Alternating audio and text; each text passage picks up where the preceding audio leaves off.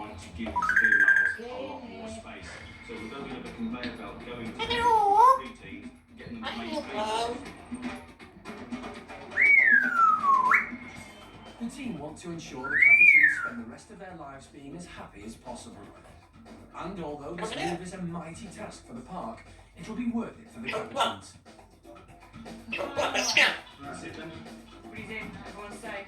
94 capuchins moving along. Going very well, very smoothly. What a day. Not bad teamwork all round. I think we're going to be feeling it for a bit, but he's the final one.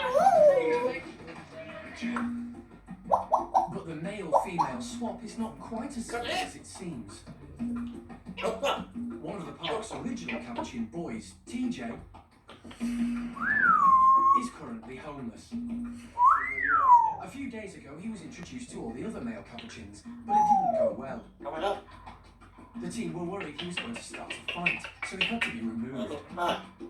He's used to being like number one in his group, very spoiled young male. So to suddenly have like 27 other males to deal with, he wasn't really coping, he was just lashing out.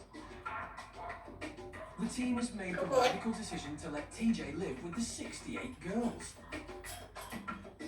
He'll be the only boy in the group, and while this may sound appealing to some, he'll most definitely have his work cut out.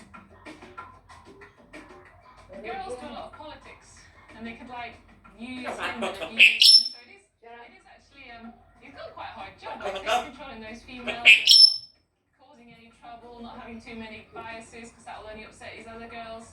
Yeah, he's going to have to use his brain cells to be able to control those